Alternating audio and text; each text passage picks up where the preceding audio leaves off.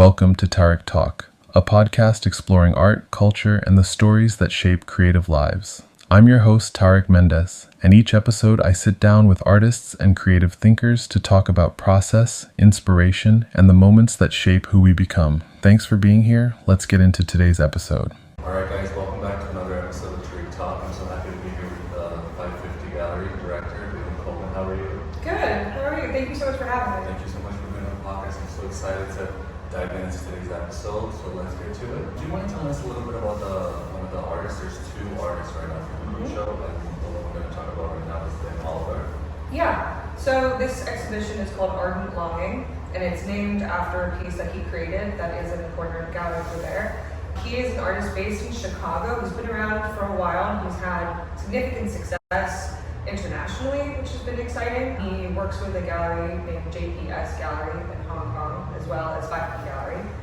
He's focused on creating these mid-century, modern, architecturally inspired, sort of surrealist paintings that combine the idea of like serenity with this chaos and destruction of fire. He's interested in using fire as a symbol of transformation.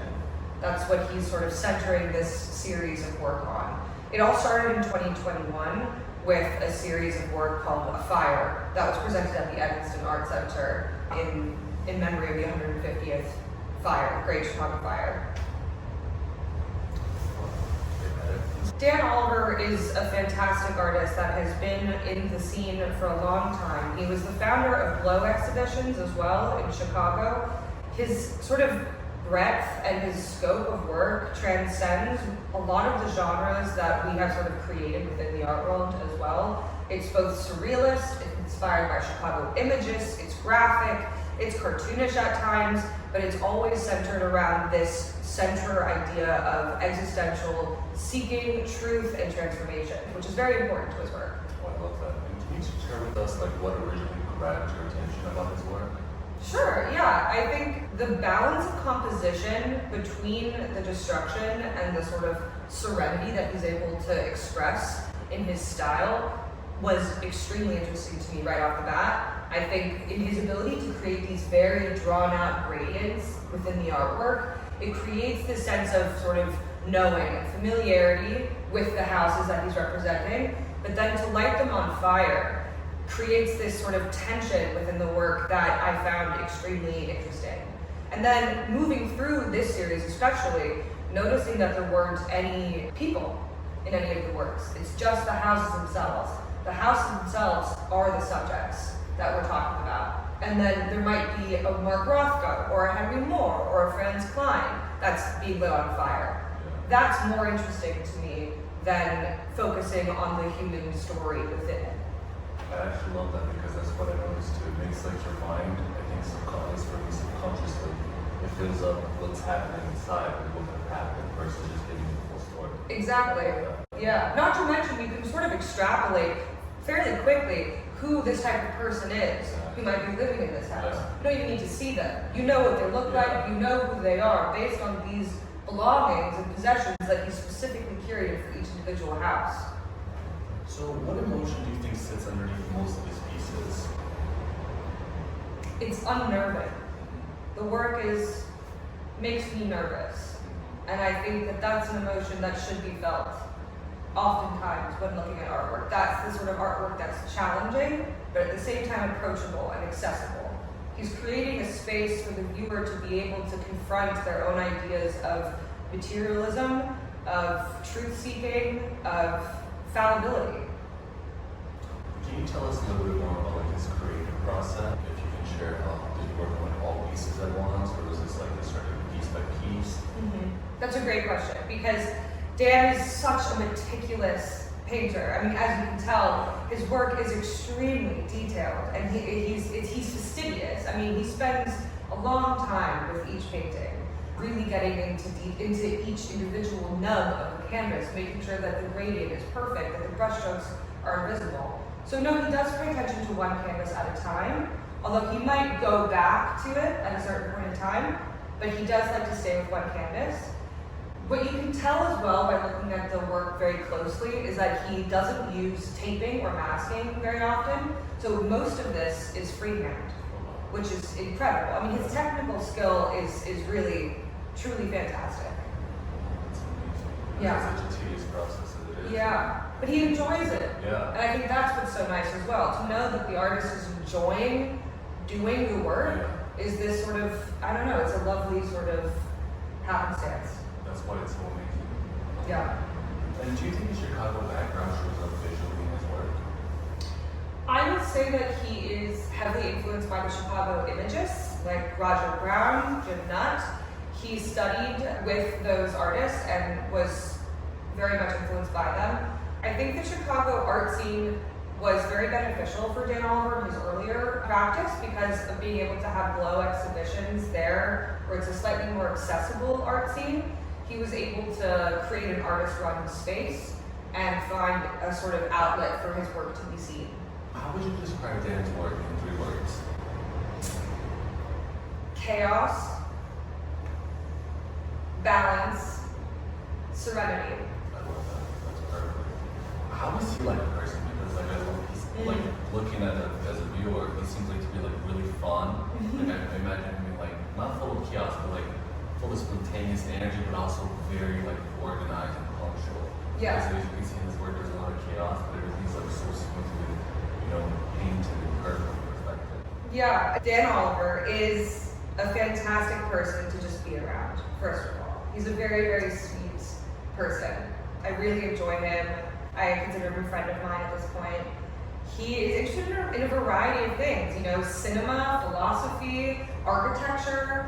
All of those different avenues of interest find their way into his work somehow. He loves Alfred Hitchcock, which you can tell in some of his paintings as well. Like Vertigo, The Birds are referenced in several of the works.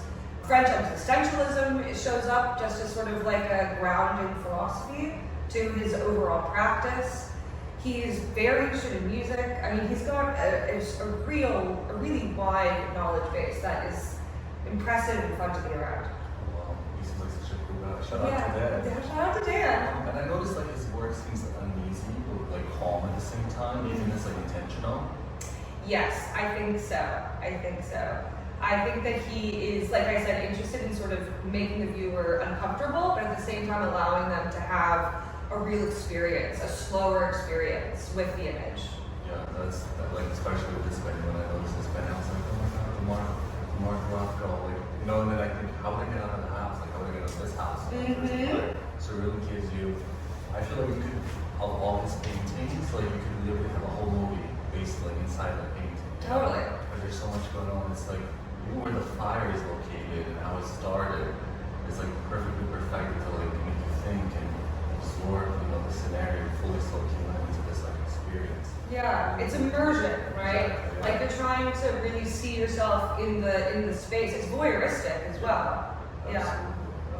And he mostly does paintings, or does he also do other readings as well? He's focused on painting.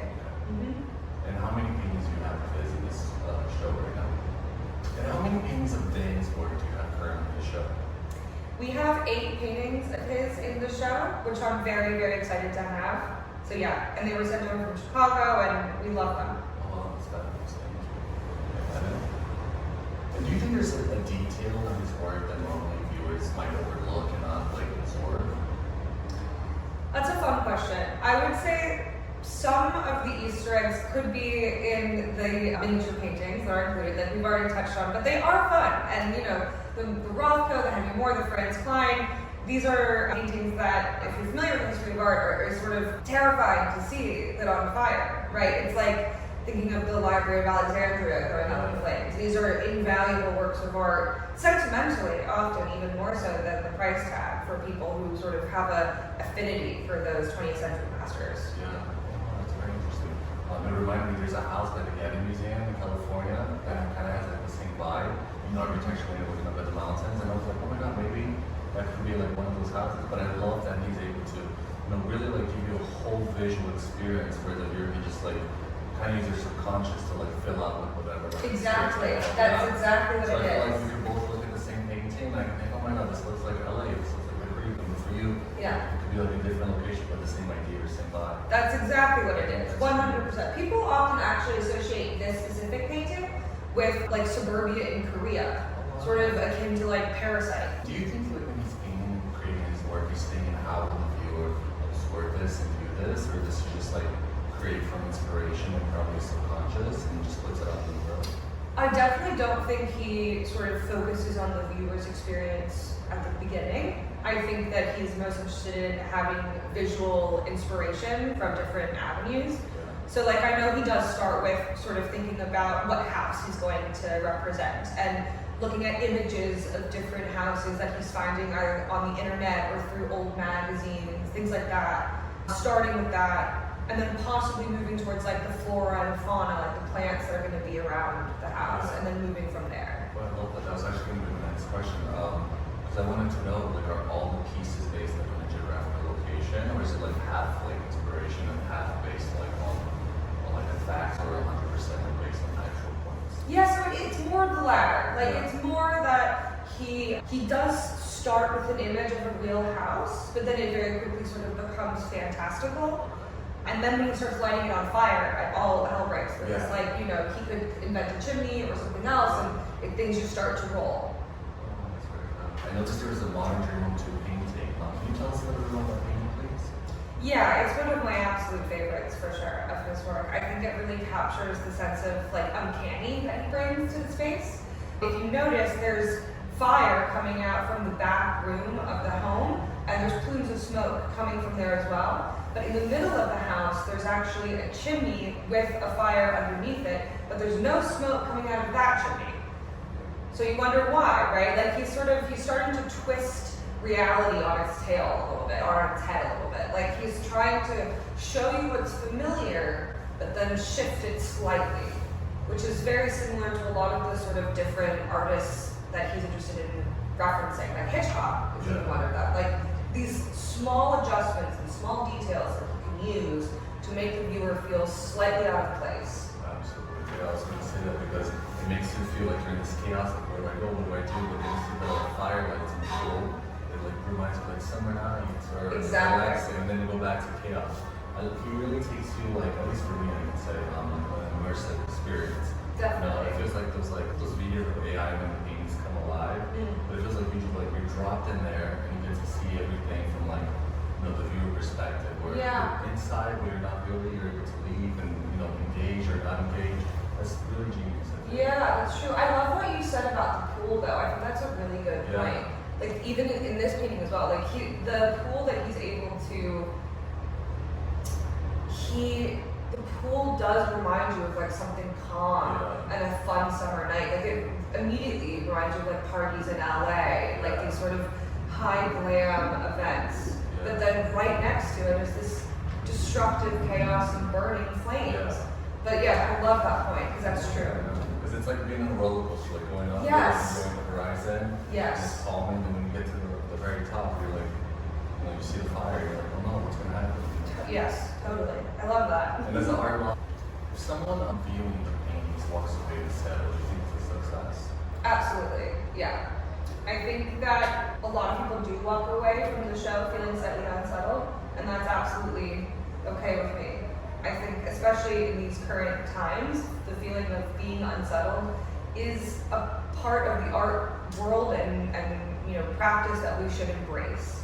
Right? It's not always supposed to be a space that is soft and cozy. Sometimes it is a space of challenging your perception. Absolutely, yeah. That's really what his work. It like questions my mortality. It like brought like a lot of things to like life. Like, oh, you know, is this the insurance and this? Do I have like this and that? That like all settled. Just from you know looking at a painting, it's just so crazy because normally it's just there, you get the vibe, you walk into the next, but it really like sucks you into the whole experience. That's amazing.